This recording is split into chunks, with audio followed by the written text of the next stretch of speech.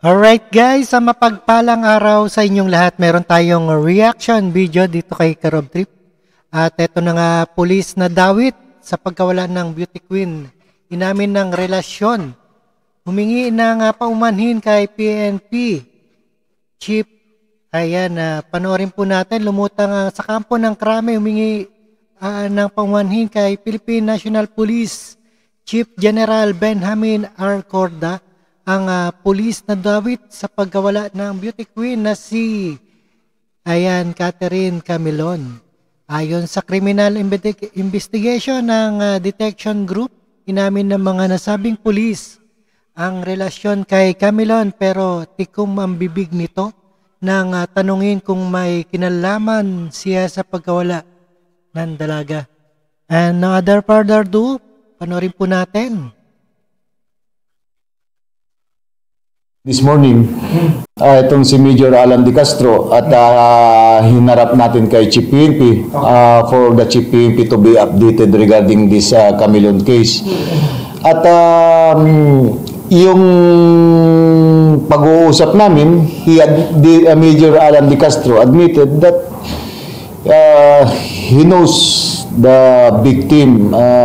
According to him, they had relationship, shall we say, illicit relationship dahil nga married man itong si Major Alan De Castro. Lumutang sa Campo Crame ang pangunahing suspect sa pagkawala ni Miss Grand Philippines 2023 candidate Catherine Camilon. Ayon kay Criminal Investigation and Detection Group Director, Police Major General Romeo Caramat Jr., humarap si Police Major Alan De Castro kay Chief PNP upang humingi ng paumanhin dahil nakaladkad ang organisasyon sa personal na problema nito. Inamin din umano nito ang relasyon sa beauty queen. Ang tanging bilin na lamang sa kanya ni General Acorda, harapin anuman ang nagawa niyang problema. Ang instruction lang ni Chief PNP sa kanya, dahil nga nagsorry nga for dragging the name of the organization, sabi ni Chief PNP, it's your personal problem, ginawa mo yan, hindi naman work-related yan yung pinapal nila. Harapin mo bilang tulad ng isang lalaki, sabi niya. So you prove yourself na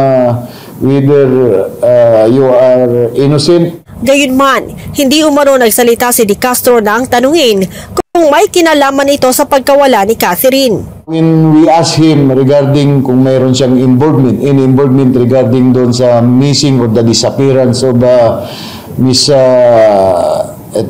Camilon, they immediately answered to us that he invoked his right to remain silent. So we could not force him to say kung ano man ang nalalaman niya dahil nga we respect his constitutional rights, that is by invoking his right to remain silent. Kinumpirma din ni General Caramat na nagbigay na ng sample ang pamilya ni Catherine sa mga otoridad sa pamamagitan ng fecal sample.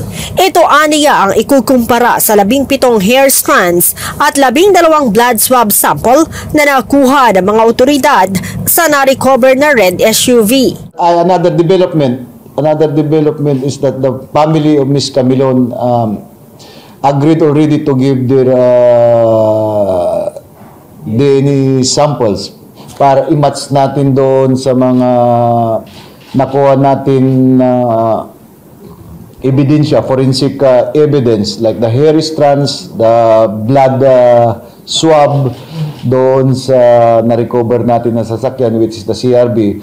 Once na nag-match yung DNA na binigay ng pamilya ni Miss Camilon at saka, we are very certain that the person na sinabi ng ating mga witnesses na nakita nilang binubuhat from doon sa Nissan Juke na sasakyan to on the CRB na kulay red, we are certain na yung nakita nila is si Miss Camilon yun.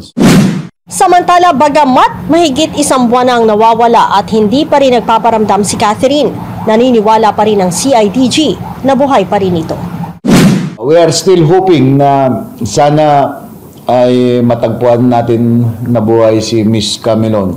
But marami ng araw na dumaan. So, yung chance na matatagpuan, sana kung nandyan sa, dapat nag-appear siya o nagparamdam na siya sa mga pamilya. Pero with the number of days na missing siya, siguro lumiliit yung chance na matagpuan natin siyang buhay. But ganun pa rin. Sana dahil ako isang ang magulang din. Hindi kami dapat mawalan ng pag-asa na sana makita pang buhay. Si D. Castro ay bumalik sa Police Regional Office 4A matapos ang pakikipag-usap kay Chief PNP kung saan siya ay mananatiling naka-restrictive custody. Leia Ilagan. Alright, sana matagpuan si Beauty Queen Catherine Camilon ng buhay. At wala raw paramdam sa mga pamilya. Ibig sabihin, buhay si Catherine Camilon. And maraming salamat sa inyong lahat. And don't forget to subscribe, Rob Trip. And peace out.